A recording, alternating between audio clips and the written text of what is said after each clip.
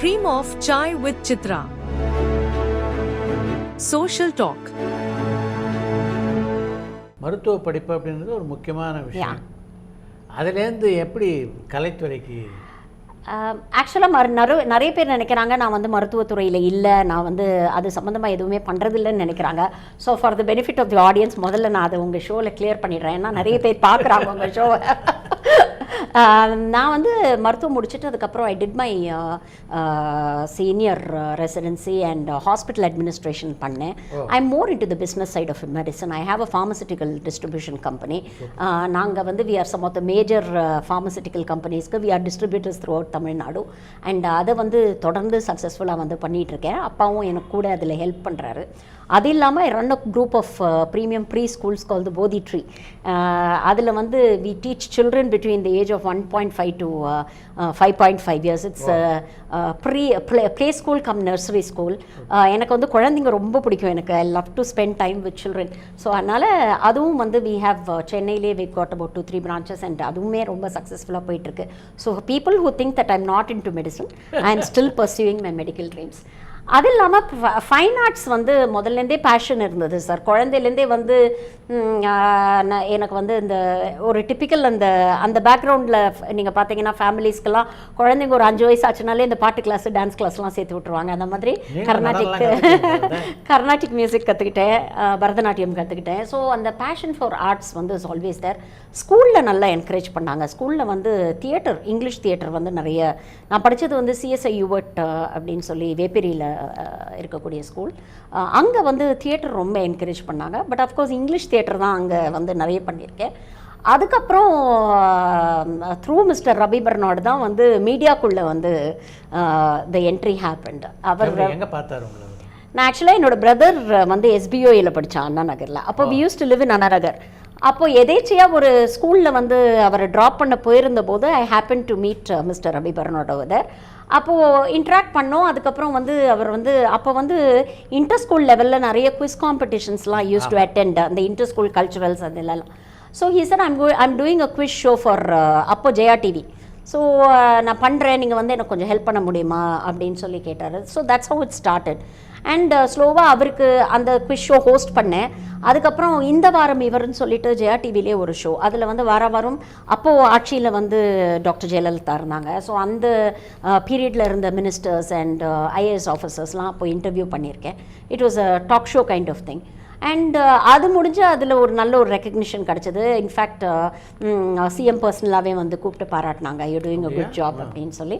And அதுக்கப்புறம் ஒரு சின்ன ஒரு கேப் இருந்தது. நான் வந்து ஐ was busy with my college.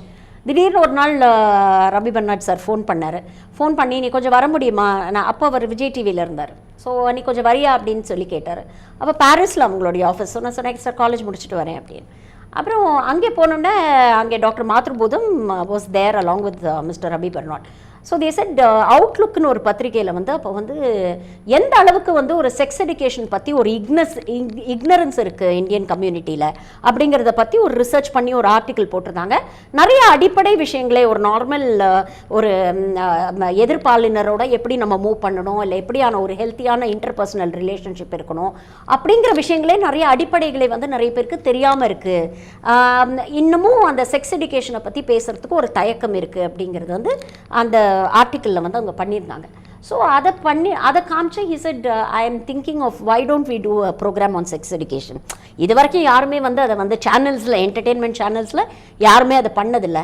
இது நம்ம ஏன் பண்ணுவோம், ஒரு சயின்டிஃபிக்கான ஒரு நாவல் ப்ரோக்ராமாக பண்ணுவோம். இது கொச்சையாக இருக்கக்கூடாது, அது சயின்டிஃபிக்காக நாவலாக ஒரு program I want to do அப்படின்னு சொல்லி அவருடைய பிரெயின் சைல்டு தான், மிஸ்டர் ரவி பர்னாடோட பிரெயின் சைல்டு தான் அந்த program. So we have to give him complete credit for that.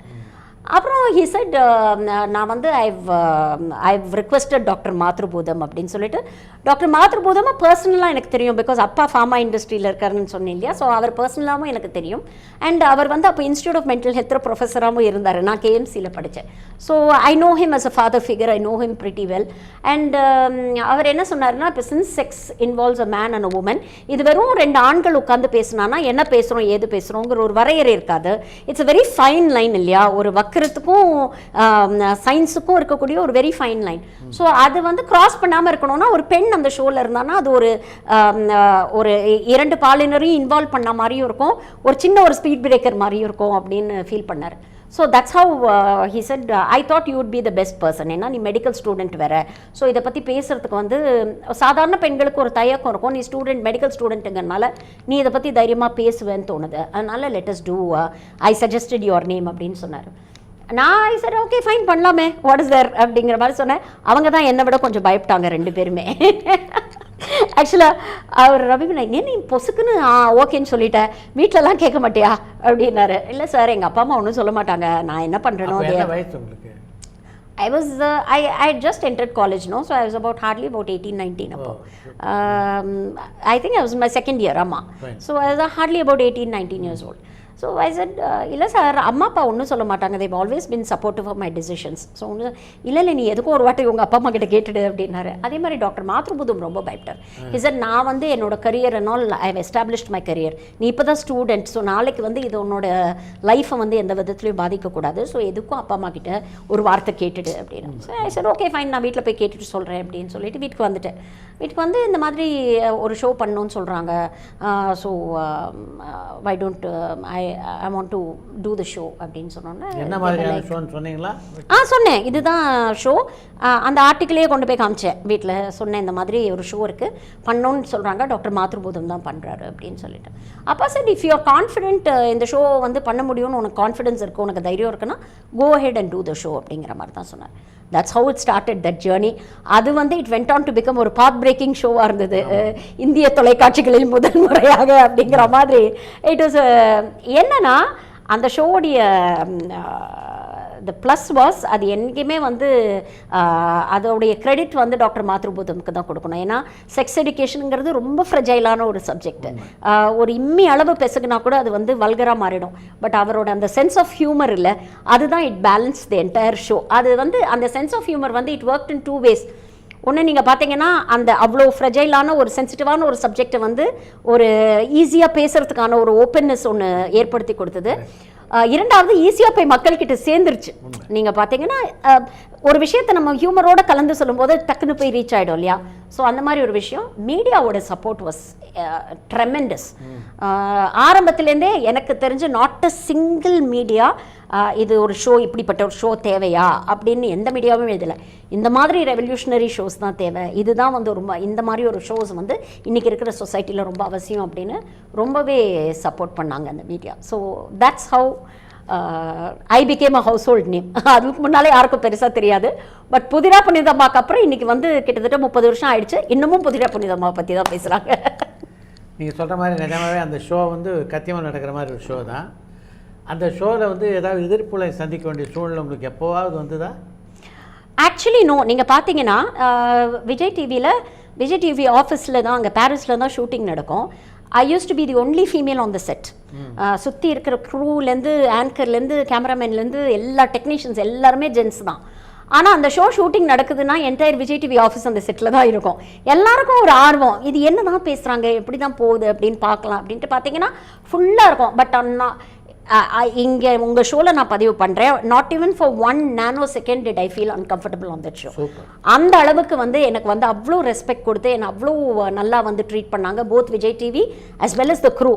இன்றைக்கும் அந்த க்ரூவில் இருந்த பல பேர் வந்து இன்றைக்கும் தொடர்பில் நாங்கள் இருக்கோம், இன்றைக்கும் we are good friends, we have all grown together அப்படின்னு தான் சொல்லணும். ஸோ ஒரு செகண்ட் கூட நான் வந்து அந்த ஷோவில் வந்து நான் அன்கம்ஃபர்டபுளாக நான் ஃபீல் பண்ணதே இல்லை.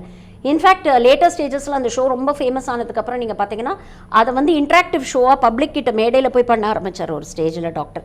பட் அப்போது I was busy with other கமிட்மெண்ட்ஸுங்கனால என்னால் அதை கண்டினியூ பண்ண முடியல. அந்த ஸ்டேஜில் கூட நான் ஸ்டேஜ் ஷோவாக போய் பப்ளிக் கிட்ட போய் அதை பண்ணும்போது கூட யாருமே ஒரு தப்பான ஒரு வார்த்தையோ இல்லை ஒரு தப்பான ஒரு விஷயமோ என்றைக்குமே பண்ணதில்லை. I am very happy because அந்த மாதிரி அஃப்கோர்ஸ் இன்றைக்கி அப்படிப்பட்ட ஹெல்த்தி சொசைட்டி கிடையாது அன்ஃபார்ச்சுனேட்லி. பட் அன்னைக்கு it was nice, everybody was open to that idea.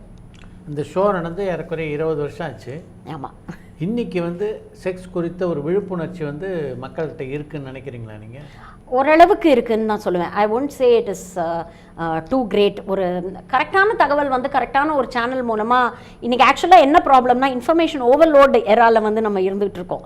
நீங்கள் பார்த்தீங்கன்னா ஒரு செல்ஃபோனுக்குள்ளே போனீங்கன்னா நிறைய இன்ஃபர்மேஷன் இருக்குது. பட் எது கரெக்டான இன்ஃபர்மேஷன் எது தப்பான இன்ஃபர்மேஷன் அப்படிங்கிற பிரித்து பார்க்குற தெளிவு வந்து இன்னும் நிறைய மக்கள்கிட்ட வரலை அப்படிங்கிறது தான் உண்மை.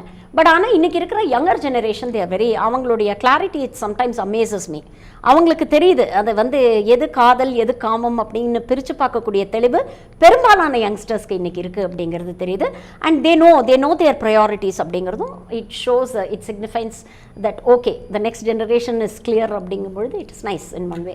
இன்றைக்கி பாலியல் தொடர்பான குற்றங்கள் வந்து நாட்டில் அதிகரிச்சிட்டு இருக்கிறது நீங்கள் பார்க்குறீங்க. இதுக்கெல்லாம் என்ன அடிப்படை அப்படின்னு நீங்கள் நினைக்கிறீங்க? இன்றைக்கி இல்லைங்க, எல்லா நேரங்கள்லையுமே இது இருந்திருக்கு. பட் இன்றைக்கி வந்து மீடியா வந்து இந்த அளவுக்கு வளர்ந்ததுனால நிறைய விஷயங்களை வந்து நாம் வந்து பேசுகிறோம் அப்படிங்கிறதுனால இது நிறைய விஷயங்கள் தெரிய வருது. இன்றைக்கி வந்து ஏதாவது உலகத்தில் ஏதாவது ஒரு மூலையில் ஒன்று நடந்ததுன்னா கூட அடுத்தாவது 10வது நிமிஷம் வந்து அது வந்து வலைத்தளங்களில் வந்து அதிகம் பேசப்படுகிறது அப்படிங்கிற ஒரு விஷயத்தினால தான் நிறைய நடக்கிற மாதிரி நமக்கு தோணுது. எல்லா காலத்துலேயுமே இட் வாஸ் தேர் அப்படிங்கிறதுல எந்த மாற்று கருத்துமே இல்லை. sexual violence அப்படிங்கிறது it is more related to power rather than satisfying your sexuality. இது வந்து உங்களுக்கு வந்து ஒரு உடல் பசியை தீர்த்து கொள்வது அப்படிங்கிறதை தாண்டி இது வந்து ஐ am more powerful then you, நான் நினச்சா உன்னை என்ன வேணால் பண்ண முடியும் அப்படிங்கிற அந்த பவர் ஈக்குவேஷனை வெளிப்படுத்தக்கூடிய ஒரு விஷயமாக தான் வந்து செக்ஷுவல் அஃபென்சஸ் வந்து இருக்குது. ஸோ அந்த ஆட்டிடியூட் ஏன் வருது அப்படின்னு நீங்கள் பார்த்தீங்கன்னா இன்றைக்கி இயல்பாகவே சகிப்புத்தன்மை கொஞ்சம் குறைஞ்சிருச்சோ அப்படின்னு தோணுது. சமூக வலைத்தளத்தோட பாதிப்பு வந்து கொஞ்சம் அதிகமாகவே இருக்குன்னு தான் நம்ம சொல்லணும். நிறைய எந்த ஒரு சமூக வலைதளம் நீங்கள் எடுத்தாலும் இன்றைக்கி நீங்கள் பார்த்தீங்கன்னா ஹேட் ஸ்பீச் தான் நிறைய இருக்குது. ஒரு ஆரோக்கியமான ஒரு விவாதங்கள், ஆரோக்கியமான ஒரு கருத்து பரிமாற்றம் அப்படிங்கிறத தாண்டி இன்றைக்கி வந்து வக்ரமும் வன்மமும் தான் அதிகம் இருக்குது. குறிப்பாக பெண்களை நோக்கி நீங்கள் பார்த்தீங்கன்னா பெண்கள் வந்து ஏதாவது ஒரு கருத்தை பதிவு பண்ணாங்கன்னா அது உங்களுக்கு ஒவ்வாத கருத்தாக கூட இருக்கலாம். ஆனால் அதை கருத்தியல் ரீதியாக எதிர்ப்பதை தாண்டி அந்த பெண் மீது ஒரு தனி மனித தாக்குதலை தொடுக்கும் ஒரு சமூகம் தான் இன்றைக்கி வந்து சமூக வலைதளத்தில் நிறைய நம்ம பார்க்குறோம். ஸோ அது எல்லாமே அந்த டாலரன்ஸ் அப்படிங்கிறது ஒன்று. ரெண்டாவது இன்ஸ்டன்ட் கிராட்டிஃபிகேஷன்ற ஒன்று வந்து எதிர்பார்க்க ஆரம்பிச்சிட்டாங்க. இன்றைக்கி இருக்கிற ஜெனரேஷனும் சரி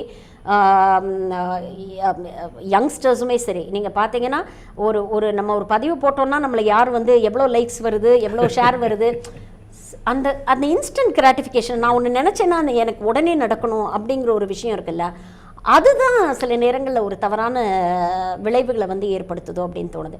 நாமெல்லாம் குழந்தைங்களா இருக்கிற காலத்துலலாம் நீங்கள் பார்த்தீங்கன்னா இவ்வளோ இது கிடையாது. ஸோ அந்த சின்ன சின்ன ப்ளெஷர்ஸில் வந்து நம்ம வந்து நிறைய வந்து we used to take pride in those small pleasures இல்லை, அது இன்றைக்கி எங்கேயோ காணாமல் போயிடுச்சோ அப்படின்னு தோணுது.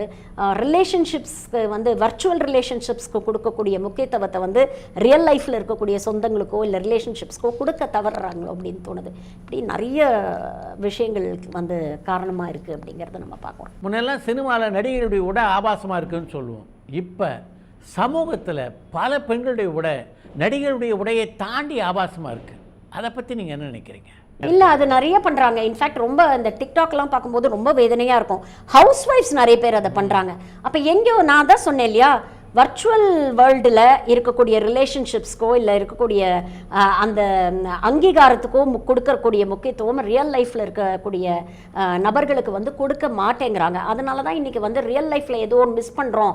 அப்போ அந்த அங்கீகாரத்தை அந்த அப்ரூவலை வந்து சமூக வலைதளங்களில் வந்து தேடணும் அப்படிங்கிற ஒரு அவசியத்துக்கு ஒரு மனநிலைமைக்கு வந்து அவங்க தள்ளப்படுறாங்க. அது கொஞ்சம் தப்பு தான். அது கொஞ்சம் மனசு கஷ்டமாக தான் இருக்குது. ஏன் அவங்க யோசிக்க மாட்டேங்கிறாங்க? அப்போ உங்கள் வீட்டில் இருக்கிறவங்க இதை பார்க்க மாட்டாங்களா? இல்லை உங்களை சுற்றி இருக்கக்கூடிய சொந்தக்காரங்க இதை பார்க்க மாட்டாங்களா? அப்போது அவங்க நம்மளை பற்றி தப்பாக பேசுகிறாங்கன்னு நம்ம ஒரு விஷயம் சொல்லும் பொழுது நாம் என்ன செய்கிறோங்கிறதையும் நாம் வந்து செல்ஃப் இன்ட்ராஸ்பெக்ஷன் பண்ண வேண்டிய அவசியம் வந்து சில நேரங்கள் இருக்குது. அதில் எந்த மாற்று கருத்துமே கிடையாது. நம்ம வந்து சோஷியல் மீடியாவை கொஞ்சம் வைஸாக யூஸ் பண்ணணும் அப்படிங்கிறது. குறிப்பாக பெண்கள் வந்து திரும்ப திரும்ப இன்றைக்கி வந்து காவல்துறையும் அதை தான் சொல்லிட்டு இருக்காங்க. வச்சுக்கோங்க, நீங்கள் யூஸ் பண்ணுறது ரொம்ப சென்சிபிளாக யூஸ் பண்ணுங்கள் சோஷியல் மீடியாவை அப்படின்னு. எனி டெக்னாலஜி வந்து ஃப்ரெண்டாக இருக்கிறதும் ஃபோவாக மாறுறதும் வந்து நம்ம கையில் தான் இருக்குது. ஸோ ஐ திங்க் பெண்களும் அந்த ரெஸ்ட்ரெயின்ட், அதை தான் நான் சொன்னேன், நம்ம ஒரு ஹாஃப் த பிரிட்ஜ் நம்ம கிராஸ் பண்ணணும். அப்போ தான் அது மட்டும் பார்த்தாது, சமூகமும் அதோடைய பார்வையை மாற்ற வேண்டிய அவசியம் இருக்குது. பொதுவாக இந்த வலைதளங்களில் பார்த்து மன ரீதியாக இந்த பெண்கள் பாதிக்கப்பட்டு இது மாதிரி நடந்துக்கிறாங்க அப்படின்னு சொல்லலாமா? அது நிறைய வருது, நிறைய பெண்களால் எதிர்கொள்ள முடியல. சரி, அவங்க ஒரு நான் சொன்ன மாதிரி சமூக வலைதளங்கள் நீங்கள் பார்த்தீங்கன்னா 2 எக்ஸ்ட்ரீமாக இருக்குது. ஒன்று உங்களை புகழணும்னு நினச்சிட்டாங்களா உங்களை ஆஹா ஓஹோன்னு இப்படி தூக்கி வச்சுருவாங்க. ஆனால் உங்களை வந்து டேமேஜ் பண்ணணும்னு முடிவு பண்ணிட்டாங்கன்னா உங்களை தூக்கி கசக்கி பிழிஞ்சு அப்படி ஓரத்தில் வந்து குப்பை மாதிரி தூக்கி போட்டுருவாங்க. அவ்வளோ கடுமையான விமர்சனங்களும் வந்து இருக்கும்.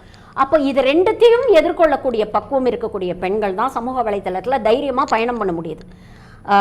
அது வந்து அன்ஃபார்ச்சுனேட்லி பெரும்பாலான பெண்களுக்கு இல்லை அப்படிங்கிறது தான். அப்போ ஏதோ ஒன்று எதிர்பார்த்து நம்ம ஒரு பதிவை போட்டுடுறோம், அதற்கு மறையான ஒரு நம்ம எதிர்பார்க்காத ஒரு விளைவு வரும்பொழுது அதை ஏற்றுக்கொள்ளக்கூடிய பக்குவம் இல்லாத போது நிறைய பேருக்கு வந்து தவறான முடிவுகளை தேடி போகக்கூடிய ஒரு சூழ்நிலை வந்து ஏற்படும். பல சமயங்களில் கொச்சையான விமர்சனங்கள் வந்து ரொம்ப தினம் வரும். நீங்கள் வந்து கொச்சைனா இது போன்று இல்லை அப்படிங்கிற கொச்சையான விமர்சனங்கள் எல்லா பெண்களுக்குமே வரும். அதுவும் குறிப்பாக மீடியாவில் இருக்கக்கூடிய 4 பேருக்கு தெரிந்த பிரபலமான பெண்கள்னால் அதை விட டபுள் மடங்கு வரும்.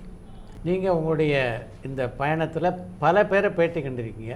இதில் நீங்கள் ரொம்ப ரசித்த பேட்டின்னு எதை சொல்லுவீங்க? நான் ரொம்ப ரசித்த பேட்டி நான் நிறைய டாக்டர் மாத்ருபூதம் எனக்கு ரொம்ப பிடிக்கும். அவர் ரொம்ப ப்ராக்டிக்கலான ஒரு அப்ரோச்சு. அவர் வந்து நிறைய சின்ன வயசுலேருந்தே அவரோட நான் நிறைய இன்ட்ராக்ட் பண்ணினதுனால அவர் வந்து சொல்லுவார், என்கிட்டேருந்து நீ வந்து my life is an open book, எப்படி இருக்கணுங்கிறதையும் நீ என்கிட்டேருந்து கற்றுக்கலாம், எப்படியெல்லாம் இருக்கக்கூடாதுங்கிறதையும் நீ என்கிட்டேருந்து கற்றுக்கணும் அப்படின்னு சொல்லுவார். நிறைய விஷயங்கள் வந்து ரொம்ப கலகலன்னு பேசுவார். அவர் எனக்கு ரொம்ப பிடிக்கும். அதே மாதிரி மிஸ்டர் விவேக், ஐ திங்க் நான் வந்து 2 படங்கள் பண்ணேன், 2த்துலேயுமே அவர் ஒர்க் பண்ணினார். அவரோட இன்ட்ராக்ட் பண்ணும்பொழுது இட் வாஸ் வெரி நைஸ். நிறைய விஷயங்கள் ஒரு டிஃப்ரெண்ட் பர்ஸ்பெக்டிவ் ஓட பேசுவார் அவர். நல்லா இருந்தது. It was a very nice gentleman. அப்படி டைரக்டர் பாலச்சந்தர் சார், அஃப்கோர்ஸ் என்னோட மீடியாவில் ஹி இஸ் மை மென்டார். நிறைய ட்ரிவியல் விஷயங்கள் வந்து அவர்கிட்ட இருந்து கற்றுட்டேன். ஒரு நோ வண்டர் ஹீஸ் எ யூனிவர்சிட்டின்னு நம்ம சொல்கிறோம். அவர்கிட்ட ஒர்க் பண்ணும்போது தான் நம்ம ஒரு கேமராவுக்கு நம்ம எப்படி ப்ரெசென்ட் பண்ணிக்கணும், நம்மளுடைய ப்ளஸ் என்னங்கிறத நம்ம எப்படி ஐடென்டிஃபை பண்ணுறது, அதை எப்படி நம்ம மேக்ஸிமம் யூஸ் பண்ணுறது, பாடி லாங்குவேஜ் எப்படி இருக்கணும், இந்த மாதிரி குட்டி குட்டி விஷயங்கள்லாம் வந்து இன்றைக்கி வந்து இருக்கக்கூடிய சீரியல்ஸ் அதெல்லாம் விட்டுருங்க. இந்த ஏரா இல்லை, நான் சொல்கிறது நான் வந்த புதுசில் இந்த 30 வருஷம் முன்னால் வந்து that work satisfaction which we drive at the end of the day இல்லையா, that was very enlightening. And இது அவர் ரொம்ப வாலி சாரோட பேசும்பொழுது ரொம்ப எஸ் ஆஃப்கோர்ஸ் அது அவர் வேறு லெவல். அவர் அதை ரொம்ப பிந்தாஸாக பேசுவார், ரொம்ப ரொம்ப கேஷுவலாக சொல்லுவார் நிறைய விஷயங்கள். அதெல்லாம் வந்து ரொம்ப it was very interesting. So அந்த மாதிரி நிறைய சொல்லிகிட்டே போகலாம். ஒவ்வொருத்தட்டும் ஒவ்வொரு விஷயம் வந்து நமக்கு பிடிக்கும் இல்லையா, அந்த மாதிரி இது சில. எங்கே உங்களை நடிக்கிறதுக்கு பாலச்சந்தர் தேர்ந்தெடுத்தார்? இல்லை, ஆக்சுவலாக அனந்து சார் தான் புதிரா புனிதமாக பார்த்துட்டு பாலச்சந்தர் சார்கிட்ட போய் சொல்லியிருக்காரு, இந்த மாதிரி விஜய் டிவியில் ஒரு ப்ரோக்ராம் வருது செக்ஸ் எஜுகேஷனை பற்றி, அதில் ஒரு 18 வயசு பொண்ணு பேசுது, நீங்கள் போய் பாருங்கள் அந்த ஷோவை அப்படின்னு சொன்னேன். சரி அப்படின்ட்டு சார் பார்த்துருக்கார் போல் இருக்கு. சார் பார்த்ததுக்கப்புறம் அவரோட மேனேஜர் விட்டு எனக்கு ஃபோன் பண்ண சொன்னாங்க. ஸோ அவர் பழனின்னு சொல்லிட்டு அவர் ஃபோன் பண்ணியிருந்தார். நான் வந்து பாலச்சந்தர் சார் ஆஃபீஸ்லேருந்து பேசுகிறேன். நான் முதல்ல நம்பலை, to be honest. I was like, ஏன் திடீர்னு சம்மந்தமே இல்லாமல் யாரோ ஃபோன் பண்ணுறாங்க சொன்னேன். அப்படியா, சொல்லுங்கள் அப்படின்னு. இல்லை சார் உங்களை மீட் பண்ணணும்னு சொல்கிறாரு, நீங்கள் வாங்க அப்படின்னு சொன்னாங்க. சரி சார் ஓகே வரேன் அப்படின்னு சொல்லிட்டு then I went and met sir அவரோட ஆஃபீஸில் தான். அப்போ வந்து மின்பிமங்கல் ஆஃபீஸ் இருக்கும் நம்ம இதில் லஸ்ஸில். ஸோ அங்கே போயிருந்தேன் சாரை மீட் பண்ணேன். அப்புறம் பேசிகிட்டு இருந்தார். தென் சார் எப்படி போகுது, என்ன இந்த ஷோ எப்படி பண்ணுறீங்க, எப்படி ஆரம்பிச்சது, இதெல்லாம் கேட்டார். எல்லாம் பேசிகிட்டே இருக்கும்போது just out of the blue he sir நடிக்கிறியா அப்படின்னு கேட்டார். ஐ வாஸ் லைக், வெயிட், அவ்வளோ பெரிய லெஜண்ட் நம்மக்கிட்ட கேட்கும்பொழுது you just can't refuse. Especially நமக்கு அந்த க்ரியேட்டிவ் ஸ்ட்ரீக் ஒன்று ஆல்வேஸ் இருக்குன்னு சொன்னதுனால எஸ் சார் நீங்கள் சொல்லி கொடுத்தா நான் நடிக்கிறேன் சார் அப்படின்னு. That's how it started. அப்புறம் சரி ஓகே நான் சொல்கிறேன் போ அப்படின்னு சொல்லிட்டாரு. நானும் கிளம்பி வந்துட்டேன். அதுக்கப்புறம் ஒரு 3-4 months எந்த ஒரு தகவலுமே இல்லை. நானும் மறந்துட்டேன். சரி ஏதோ கேஷுவலாக கேட்டார் போல் இருக்கு, அதோட அவரும் மறந்துருப்பார் அப்படின்னு சொல்லிட்டு ஐ வாஸ் இது. அப்புறம் திடீர்னு ஒரு நாளைக்கு ஃபோன் பண்ணார். திரும்ப பழனி தான் ஃபோன் பண்ணார். ஃபோன் பண்ணிமா நாளைக்கு ஷூட்டிங் இருக்குது, அப்போ ஹவுஸு டி நகரில் ஷூட்டிங், நான் உங்களுக்கு காலையில் 8 மணிக்கு வண்டி அனுப்புகிறேன். ஐ வாஸ் லைக், திடீர்னு இப்படி சொல்கிறேன், என்ன பண்ண போகிறோம், என்ன சீரியலாக படமா, என்ன நடிக்க போகிறோம், என்ன கதாபாத்திரம் பண்ண போகிறோம், எதுவுமே தெரியாது. ரொம்ப பிளாங்காக ஃபஸ்ட்டு டே நான் போனோன்னே ஃபஸ்ட்டு மேக்கப் ரூமில் உட்காந்துருந்தேன். சுந்தரமூர்த்தி அண்ணா வந்தார். வந்து இப்படி பார்த்துட்டு, இவெல்லாம் நல்லா வெள்ளையும் சொல்லியமாக தான் இருக்கா, இவளுக்கெல்லாம் மேக்கப்லாம் ஒன்றும் தேவையில்லை, சும்மா பவுடர் பூசி அனுப்பிவிடு அப்படின்னாரு. ஸோ அப்புறம் புடவை கட்டிக்கோ அப்படின்னாங்க. புடவை கட்ட தெரியாது அப்போல்லாம், ஆனஸ்ட்லி அப்போ புடவை கட்ட தெரியாது. ஏன்னா அப்போ தான் ஸ்கூல் முடிச்சு ஜஸ்ட் ஜாயின் காலேஜ். தென் அம்மா இருந்தாங்க கூட. தென் அம்மா taught me how to drape a sari. So புடவெல்லாம் கட்டிட்டு அவர் முன்னால் போய் நின்று சன் டிவியில் சில நிஜங்கள் சில நியாயங்கள்னு ஜன்னல் ஃபஸ்ட் பார்ட் அது. அந்த கதையே கொஞ்சம் கான்ட்ரவர்ஷியலான ஒரு கதை தான். நிழல்கள் ரவிக்கு வந்து அப்போ ஒரு கிட்டத்தட்ட ஒரு 55 வயசு இளைஞர் அவர். அப்போ இளைஞராக தான் இருந்தார் அவர். அவ்வளோ நல்ல ஒரு ஆர்டிஸ்ட்டு. அவருக்கு வந்து ஒரு சுதா அம்மா, நம்ம தெலுங்கு படம் நிறைய பண்ணியிருக்காங்க சுதா. அவங்க வந்து husband wife Nizhalgal Ravi and Sudha அம்மா. அவங்களுக்கு வந்து ஒரு 19 வயசில் ஒரு பையன், குணான்னு ஒரு பையன். ஸோ இவங்க ஹஸ்பண்ட் ஒய்ஃப் 2 பேரும் பிரிஞ்சிடுறாங்க. பிரிஞ்சதுக்கப்புறம் இந்த பையன் வந்து அப்பா கூட இருக்கிறான். அப்பா வந்து செகண்ட் மேரேஜ் ஒன்று பண்ணிக்கிறாரு. 18 வயசு பொண்ணு, பையனோட சின்ன வயசு பொண்ணு, ஒரு பொண்ணை வந்து ஒரு ஆர்ஃபனேஜ்லேருந்து தேர்ந்தெடுத்து கல்யாணம் பண்ணி வீட்டுக்கு கூப்பிட்டு வர்றார். அப்போ அந்த பையனால் அதை அக்செப்டே பண்ண முடியல. தன்னோட வயது குறைந்த ஒரு பெண்ணை வந்து அப்பா வந்து திருமணம் செஞ்சுட்டு வந்திருக்காங்க, அந்த பொண்ணை நம்ம அம்மானு கூப்பிடணுமா அப்படிங்கிற ஒரு. அப்போ அந்த பையனுக்கும் அந்த பெண்ணுக்கும் இருக்கக்கூடிய ரிலேஷன்ஷிப் எவ்வளோ அழகாக இவால்வ் ஆகுது. இந்த பெண் வந்து ரொம்ப இன்னசென்ட், ஒரு ஆர்ஃபனேஜில் வளர்ந்த ஒரு பொண்ணு. அதோட ஓப்பனிங் இன்ட்ரடக்ஷன் சீனே எப்படி இருக்கும்னா, அந்த ஹோட்டலில் வந்து அந்த இது கொண்டு வந்து வைப்பாங்க ஃபிங்கர் பவுலில். அப்போ அதில் இப்படி எட்டி பார்த்துட்டு அந்த கேரக்டரோட பேர் அம்புலி. ஸோ அது ஃப்ரேம் அழகாக வச்சுருப்பார். அந்த பவுலுக்குள்ளே அந்த அம்புலி மாமா தெரியும், அந்த நிலவு தெரியும். அதுக்குள்ளே அந்த ஃப்ரேமில் அது எட்டி பார்க்கும். இந்த பார்த்துட்டு அதில் பக்கத்தில் இருக்கிற அந்த எலுமிச்சம்பழத்தை எடுத்து அந்த தண்ணியில் புழிஞ்சிட்டு அந்த பவுல் எடுத்து குடிச்சிடும் அந்த பொண்ணு. அந்த அளவுக்கு இன்னசென்ட், ஒன்றுமே தெரியாது அப்படிங்கிற ஒரு கேரக்டர். அந்த பெண்ணுக்கும் அந்த பையனுக்கும் இருக்கக்கூடிய ஒரு ட்ராவல் எப்படி இருக்குது அப்படின்றது. கடைசியில் வந்து அவன் தான் வந்து கூட இருந்து அந்த பெண் ப்ரெக்னென்ட் ஆகிடுவா ஒரு ஸ்டேஜில். டெலிவரி ஆகிற டைமில் வந்து அப்பா இறந்து போயிடுவார். அப்போ அந்த பையன் தான் எப்படி அந்த குடும்பத்தை வந்து எடுத்து he rises to the occasion அப்படிங்கிற மாதிரி. It's very very beautiful story, very unconventional ஒரு ஸ்டோரி. அன்றைக்கி இருக்கக்கூடிய ஒரு சுச்சுவேஷனில் நீங்கள் பார்த்தீங்கன்னா அவர் வந்து இந்த மாதிரி கொஞ்சம் டேரிங் சப்ஜெக்ட்ஸ் தான் நிறைய எடுத்து பண்ணுவார். அப்படிப்பட்ட ஒரு ஸ்டோரி. நான் ஃபஸ்ட் டேவே அவர்கிட்ட கேட்டேன், சார் நான் ஒரு ப்ரோக்ராம் செக்ஸ் எஜுகேஷனை பற்றி ஒரு ப்ரோக்ராம் பண்ணுறேன் சார், இன்னொரு சேனலில் தினம் நைட்டு வந்து உட்காந்து நிறைய விஷயங்கள் நான் பேசுகிறேன். அப்படிப்பட்ட ஒரு பெண்ணை வந்து எப்படி சார் ஒரு இவ்வளோ இன்னசென்ட் கேரக்டராக எப்படி சார் மக்கள் அக்செப்ட் பண்ணுவாங்க? என்னாலே அக்செப்ட் பண்ண முடியல சார், எப்படி சார் அக்செப்ட் பண்ணுவாங்கன்னா, நீ வந்து அதெல்லாம் பற்றி நீ கவலைப்படுற, நான் சொல்கிறத மட்டும் நீ செய், நீ நடி, people will accept, that is my responsibility அப்படின்னு. அப்படி தான் இட் ஸ்டார்டட். அப்புறம் நீங்கள் பார்த்தீங்கன்னா that character became such a huge hit. நாமெல்லாம் முன்ன ஷாப்பிங் காம்ப்ளெக்ஸோ இல்லை எங்கேயாவது வெளியில் போகும்பொழுது இல்லை நம்மக்கிட்ட கொஞ்சம் நம்மளை ரெக்கக்னைஸ் பண்ணிவிடுவாங்க. பட் நம்மக்கிட்ட வந்து பேசுகிறதுக்கு வந்து கொஞ்சம் தயங்குவாங்க. அந்த ப்ரோக்ராம் பண்ணுறவங்க இவங்ககிட்ட நம்ம எப்படி போய் பேசுறது, நம்ம பேசுனா அவங்க எப்படி நம்மளை ரிசீவ் பண்ணுவாங்க அப்படிங்கிற ஒரு சின்ன ஒரு பயம் தயக்கம்லாம் இருந்தது. பட் இந்த சீரியல் வந்ததுக்கப்புறம் பார்த்தீங்கன்னா it's totally change. Like people came and நீங்கள் எவ்வளோ இன்னசென்ட்டாக நடிக்கிறீங்க, எவ்வளோ இன்னசென்ட்டாக இருக்கீங்க, பார்த்தாலே எங்களுக்கு ரொம்ப பாவமாக இருக்குது அப்படின்னு சொல்லுவாங்க. நான் நாட் பேட், ஏதோ நம்ம வந்து அவர் சொல்லி கொடுத்தது தான் எனக்கு வந்து சுத்தமாக. அவர் கீழே பாரும்பாரு, கண்ணை கொஞ்சம் திறந்து பாரும்பாரு, கொஞ்சம் இப்படி பேசு, இந்த மாடுலேஷன் வந்து ஒவ்வொரு வார்த்தையும் அவர் சொல்லி கொடுத்து நடிக்க வச்சது. இன்றைக்கும் அதை பார்க்கும்பொழுது it looks so refreshing when you see it. It's available on YouTube in case you want to check it out. அதுக்கு முன்னால் தியேட்டர் நிறைய பண்ணியிருக்கேன். இங்கிலீஷ் தியேட்டர் வந்து ஸ்டேஜில் நிறைய இங்கிலீஷ் தியேட்டர் பண்ணியிருக்கேன். But you know the difference between theatre and நமக்கு films and television is totally different. தியேட்டரில் வந்து நம்ம ரொம்ப லவுடாக இருப்போம். English theatre is totally different compared to Tamil. So எனக்கு வந்து இது ஒரு புது எக்ஸ்பீரியன்ஸாக தான் இருந்தது. நான் எல்லாமே ஐ லேர்ன்ட் ஃப்ரம் ஸ்க்ராச். எனக்கு என்ன ஒரு இதுனா மெமரி பவர் நல்ல இருந்தது. ஸோ அதனால் அது லைவ் ரெக்கார்டிங்கிறதுனால என்னோடய லைன்ஸை வந்து மெமரைஸ் பண்ணி சொல்கிறதுல வந்து எனக்கு டிஃபிகல்ட்டி இருக்கலை. அந்த ஒரு ப்ளஸ் இருந்ததுனால ஈஸியாக அவர் சொல்கிற மற்ற விஷயங்களையும் வந்து உள்வாங்கிட்டு அதை வந்து கொடுக்க முடிஞ்சது. நான் ஆக்சுவலாக ரொம்ப நான் நடிக்கிறத வந்து நான் பார்க்கவே மாட்டேங்க சார் அதிகமாக. somehow I'm very uncomfortable to watch it on screen. So அதனால் ஆரம்பத்துலலாம் சுத்தமாகவே நான் பார்க்க மாட்டேன். அண்ட் டைமும் இருக்காது. Because I use to go to college. நான் வரத்துக்கே முடிச்சுட்டு அங்கே லைப்ரரியில் படிச்சு முடிச்சுட்டுலாம் நான் வீட்டுக்கு வரத்துக்கே 8:39 ஆகிடும். ஸோ அதனால் அதிகம் அப்போல்லாம் நான் பார்க்க மாட்டேன். மற்றவங்க சொல்கிற ஃபீட்பேக்கை வச்சு தான் சரி இது நல்லா இருக்குது போல் இருக்குது அப்படின்னு தெரியும். அவ்வளோதான். அப்போல்லாம் இந்த மாதிரி யூடியூப் இதெல்லாம் கிடையாது. ஒன்ஸ் டெலிகாஸ்ட் முடிஞ்சிடுச்சுன்னா அவ்வளோதான். அதுக்கப்புறம் you don't get to see archives அதெல்லாம் எதுவுமே கிடையாது. ஸோ நான் நடித்ததை அதிகம் ஆரம்ப காலங்களில் நான் ஜாஸ்தி பார்த்தது கிடையாது. இப்போ யூடியூப்பில் வரும்பொழுது தான் அதை பார்க்கறதுக்கான வாய்ப்புகள் கிடைக்கிது. இப்போ பார்க்கும்பொழுது நம்மளா இது அப்படின்னு தோணுது சம்டைம்ஸ். பட் ஓகே, ஏதோ ஒரு நம்மக்கிட்ட இருந்த ஒரு டேலண்ட்டை வந்து அந்த கரெக்டான ஒரு மென்டார் கிடைச்சதுனால அதை டேப் பண்ணி வெளியில் கொண்டு வர முடிஞ்சது. பாலச்சந்தரோட பயணித்த அந்த தருணங்களில் இன்னி வரைக்கும் உங்களால் மறக்க முடியாத தருணம்னா எதை சொல்லுங்கள்? நிறைய சார். ஒவ்வொரு every day was a learning experience. And எனக்கு வந்து I had the privilege to work with him behind the screens also. நான் வந்து கவிதாலயாவில் வந்து அவங்களோட வந்து இபியாக ஒர்க் பண்ணியிருக்கேன், கிரியேட்டிவ் டைரக்டராக ப்ராஜெக்ட்ஸ் பண்ணியிருக்கேன், மிஸ்ஸஸ் புஷ்பா கந்த சுவாமியோட நிறைய ஒர்க் பண்ணியிருக்கேன். they have been very very supportive. அந்த டைமில் வந்து சாரோட ப்ராஜெக்ட்ஸில் வந்து அவர்கிட்ட ஸ்கிரிப்ட் கொண்டு போய் கொடுப்பாரு, அவர் கரெக்ஷன்ஸ் பண்ணி கொடுப்பாரு, சில நேரங்களில் ஃபீட்பேக் சொல்லுவார். ஸோ அந்த ஒரு I had that privilege of working with behind the screens also. Every day was a learning experience. ஒவ்வொரு நாளுமே. அதில் குறிப்பாக ஸ்பெஷலாக சொல்லணுன்னா அவர் வந்து மனசார எல்லாரும் நல்லா பண்ணியிருந்தேன்னா குட் அப்படின்னு ஒரு விஷயம் வந்து பாராட்டுவார்.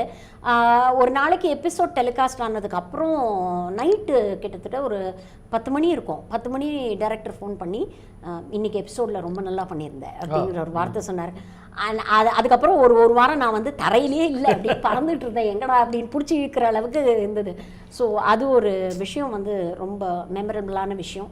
இன்னொரு விஷயம், வேதம் புதியது கண்ணன் சார் என்கிட்ட சொன்னார். எனக்கு டேரக்டாக தெரியாது, பட் நாங்கள் வந்து ஜன்னல் பார்ட் 3 பண்ணும்பொழுது நானும் சுகன்யா அவங்க பண்ணாங்க அந்த இதில். நாங்கள் 2 பேரும் மருமகள், ஒரே வீட்டு மருமகள், 2 பேருக்குள்ளே நடக்கக்கூடிய ஒரு சண்டை, அதெல்லாம் அது ஒரு லெங்தி சீன். அது நான் சொன்ன மாதிரி லைவ் ரெக்கார்டிங்கிறதுனால எங்கேயாவது ஒரு இடத்துல ஸ்லிப் ஆச்சுன்னா திரும்ப you have to do the entire shot again. So அது ரொம்ப லெங்தி சீன். இப்போல்லாம் சீரியல்ஸில் வரா மாதிரி ஒரு ஃப்ரேம் வச்சு எல்லாரும் நல்லா நீட்டாக ட்ரெஸ் பண்ணிவிட்டு இப்படி பல்லுவை இப்படி பிடிச்சிக்கிட்டு எல்லா டைலாகையும் பேசி முடிச்சிடுறோம் இப்போல்லாம். இப்போ இட்ஸ் வெரி ஈஸி. ஆனால் அப்போ அப்படி கிடையாது. ஹவுஸ் ஒய்ஃபுங்கிறதுனால அவங்க வருவாங்க என் வீட்டுக்கு, வந்து என்கிட்ட சண்டை போடணும்னு வீட்டுக்கு வருவாங்க. அவங்க அந்த ஊஞ்சல் உட்காந்து அந்த ஆடிக்கிட்டே இருப்பாங்க. நான் வந்து சுற்றி போகணும், இங்கேருந்து டெரஸ்க்கு போய் அந்த வத்தல்லாம் எடுத்து உலர்த்திட்டு அதுக்கப்புறம் திரும்ப வந்து கிச்சனுக்குள்ளே போயிட்டு தோசைக்கல்லில் தோசை சுட்டுட்டு இங்கே பேரலாக இங்கே வந்து சட்னி ஆட்டி வச்சுருப்பேன். அது ஒரு இதில் வழித்து வச்சுட்டு அந்த தோசையை திருப்பி போட்டுட்டு திரும்ப இங்கே வந்து துணியெல்லாம் மடித்து வச்சுட்டு ஊருக்கு கிளம்பிட்டு இருப்பேன். ஸோ அந்த மடித்த துணியெல்லாம் பெட்டிக்குள்ளே வச்சு அந்த பெட்டியை மூடிட்டு திரும்ப உள்ளே போய் சுடு தண்ணி வச்சு ஃப்ளாஸ்கில் போட்டு இவ்வளோ பண்ணும்போது டைலாக் பேசணும். It is a very lengthy shot. And Tirunelveli ஸ்லாங்கில் வேறு பேசணும். எனக்கு வந்து காலையிலே எனக்கு டென்ஷன், ஐயோ நம்ம ஏதாவது சொதப்ப போகிறோமோ. பிகாஸ் சி அஃப்கோர்ஸ் அவர் பெரிய artist, Sukanya was leading heroine at that time. And நம்ம சொதப்புறதுனால ஒன் மோர் போச்சுன்னா பாவம் அவங்களுக்கும் மனசு கஷ்டமாயிடுவேன்னு எனக்கு ஒரு டென்ஷனில் இருந்தேன். அப்போ வந்து பம்மல் பாபுன்னு அவர் தான் வந்து டைலாக் சொல்லி கொடுப்பாரு. நான் பாபுன்னா எங்கேயும் போகாதீங்க, எங்கேயும் உட்காருங்க, கொஞ்சம் இந்த ஸ்லாங் நான் கொஞ்சம் ப்ராக்டிஸ் பண்ணிக்கிறேன்ட்டு பண்ணிகிட்டு இருந்தேன். அதுக்கப்புறம் ஒரு மானிட்டர் பார்த்தோம், ஒரு டேக் போனோம், டேக் வந்து ஓகே ஆயிடுச்சு. ஒரே டேக்கில் வந்து ஓகே பண்ணிட்டாரு. அவர் கட் சொல்கிறதுலேருந்தே நமக்கு தெரிஞ்சுக்கலாம் அவர் வந்து ஓகே கட் அப்படின்னார்னா அவர் வந்து திருப்தின்னு அர்த்தம். ஓகே ஃபார் மீ அப்படின்ட்டு நம்பியை பார்த்தார்னா சரி ஓகே இதுக்கு மேலே இதுங்க தேராது, ரொம்ப கஷ்டப்பட வேணான்னு கட் அப்படின்னு சொன்னார்னா ஐயோ ரொம்ப சந்தோஷமாக சொல்கிறாரு, நம்ம ஏதோ நல்லா பண்ணியிருக்கோம் அப்படின்னு. அன்றைக்கி அந்த மாதிரி தான் சொன்னார், கட் அப்படின்னு ஒரு விஷயம் சொன்னார். அப்பா முடிச்சிட்டோம் அப்படின்ற ஒரு விஷயம் இருந்தது. அப்போ பக்கத்தில் வந்து கண்ணன் சார் தான் டைலாக் ரைட்டர் அந்த ப்ராஜெக்ட். அப்போ கண்ணன் சார்கிட்ட தான் சொன்னாராம், இந்த மாதிரி ஆர்டிஸ்ட்டை நம்பி எவ்வளோ வேணால் லெங்தி ஷாட் வைக்கலாம் அப்படிங்கிற ஒரு விஷயத்த சொன்னாராம். That was truly cherished compliment. அது வந்து அவ்வளோ சீக்கிரம் அவ்வளோ பெரிய ஒரு லெஜண்ட் கிட்டேருந்து நம்ம வாங்கியிருக்கோம் அப்படிங்கிறது I was very happy about that. மனம் திறந்து பாராட்டுற மாதிரி பாலச்சந்தருக்கு அடிக்கடி கோபம் வரும். கோபத்துக்கு நீங்கள் ஆளாயிருக்கீங்களா? நிறைய எவசரம் வாங்குறேன் உன்னாலேயே எனக்கு பிபி வந்துடும் அப்படின்னு நிறைய சதம் போட்டிருக்காரு. பட் அதெல்லாம் வந்து ஒரு அப்பா எப்படி நம்மளை திட்டினா நம்ம எங்கே சார் அந்த நிமிஷத்துக்கு வந்து நமக்கு கஷ்டமாக இருக்கும். பட் ஆனால் at the end of the day அந்த ப்ராடக்ட் நீங்கள் சொல்கிற மாதிரி அதை ஸ்க்ரீனில் பார்க்கும்பொழுது தான் it is all worth it அப்படின்னு தோணும். I am today what I am is because of mister K Balachander. 30 இயர்ஸாக இன்னமும் இண்டஸ்ட்ரியில் இருக்கேன். இன்றைக்கெலாம் வந்து பார்த்தீங்கன்னா ஒரு சீரியல் நடிச்சுட்டு காணாமல் போயிடுறாங்க தான். ஆனால் 30 வருஷமாக இன்னமும் நடிச்சிட்டு இருக்கேன், இன்னமும் தொடர்ந்து நடிக்கிறேன்னா that's because of KB sir and I owe what I am to him. முதல் திரைப்பட வாய்ப்பு ஷர்மிளாவுக்கு எப்போ வந்தது? அது ஆக்சுவலாக விஜய் டிவியில் பண்ணும்போது தான் வந்து டைரக்டர் பூபதி சார் இருந்தார். அதில் அவர் தான் ஹி வாஸ் டைரக்டிங் புதிரா புனிதமா. அப்போ வந்து பொள்ளாச்சியில் வந்து காதலின்னு ஒரு படம் விக்னேஷ் அண்ட் தேவியானி நடித்தாங்கன்னு நினைக்கிறேன். ஸோ அதில் வந்து ஒரு சின்ன ஒரு ரோல் நீங்கள் பண்ணுறீங்களா அப்படின்னு சொல்லி கேட்டார். ஓகே ஃபைன் பண்ணுறேன். அவர் பூபதி சார் கேட்கும்போது ஐ டோன்ட் ரெஃப்யூஸ். அவர் எனக்கு கிட்டத்தட்ட another ஃபாதர் ஃபிகர் மாதிரி அவர். ஸோ ஐ சார் பண்ணுறேன். That's how it started. அந்த ஒரு வெறும் சும்மா just one scene only I did. அதுக்கப்புறம் வந்து நான் அமீர்ஜான் சாரோட ஒர்க் பண்ணும்பொழுது தான் பிரகாஷ்ராஜ் சார் வந்து கேட்டார். சின்ன சின்ன கண்ணிலேன்னு ஒரு படம் அமீர்ஜான் சார் பண்ணார். அதில் I work with Prakash Raj sir. அப்புறம் Prakash Raj sir called me for a Telugu film Sanchalan, அது பண்ணேன். அப்படி ஆரம்பித்து அது அப்படியே போச்சு. நடராஜன் சார் வந்து அப்போது கவிதாலயாவில் இருந்தார். பொன்மனம்னு அவர் ப்ரொடியூஸ் பண்ணார் ஒரு படம். ஸோ அதில் வந்து பிரபு சாரை வச்சு ஸோ அதில் ஒர்க் பண்ணேன். அப்படி ஃப்ரெண்ட்லியாக நான் பண்ணது தவிர citizen was again a landmark film which I did. நான் ரொம்ப கம்மியான படங்கள் தான் பண்ணியிருக்கேன், ஆனால் எல்லாமே கொஞ்சம் மெமரபுளான படங்கள். It was good working with all those people. எல்லாருமே தேவர் குட் மெமரிஸ். சின்ன திரையில் ஒர்க் பண்ண மாதிரி பெரிய திரையில் ஒர்க் பண்ணது உங்களுக்கு நிறைவே தந்துதா? பெரிய திரையில் வாய்ப்புகள் வந்து ஒரு ஆஸ் அ கேரக்டர் ஆர்டிஸ்ட் வந்து நீங்கள் அதெல்லாம் பெரிய திரையில் வந்து இட் ஹாஸ் டு கிளிக்குங்க. ஏதாவது ஒரு படத்தில் ஏதாவது ஒரு விஷயம் கிளிக் ஆகிடுச்சு அப்படின்னா அதுக்கப்புறம் யுவர் ஃபார்ச்சூன்ஸ் வந்து டோட்டலி டர்ன். பட் நான் வந்து அதை ஒரு ஃபுல் டைம் ப்ரொஃபஷனாக மெனக்கெட்டு போய் 4 பேர்கிட்ட நான் இது நாள் வரைக்கும் நான் அந்த பெரிய திரையில் நான் வாய்ப்பு கேட்டதே இல்லை. அதற்கான தேவையும் வரல, அதுக்கான அவசியம் இருக்கிற மாதிரி எனக்கு தோணலை. ஸோ என்னை நோக்கி என்ன வாய்ப்புகள் வந்ததோ அதை மட்டும்தான் நான் வந்து பண்ணியிருக்கேன். சோஃபார் நான் பண்ணியிருக்கேன். ஸோ அதில் ஒரு பெரிய ஒரு சாட்டிஸ்ஃபேக்ஷன் இல்லை டேர்னிங் பாயிண்ட் அப்படிங்கிறதெல்லாம் நான் எதிர்பார்க்கல. பட் ஆனால் நான் பண்ண ஒரு சீன், அந்த படிக்காதவனில் பண்ண ஒரு சீன், நீ இந்த இவளுக்கு வெத்தலைப்பாக்கு வாங்கி கொடுக்கறதுக்கே நீ வேலைக்கு போகணும் போல் இருக்கே அப்படிங்கிற ஒரு மேட்டர் வந்து பயங்கர வைரல் ஆயிடுச்சு. ஒவ்வொரு காதலர் தினத்துக்கும் வேலண்டைன் டேக்கும் அதை வந்து எடுத்து மீம்ஸ் போடுறாங்க. So somewhere somehow I have reached அப்படிங்கிற ஒரு திருப்தி இருக்குது.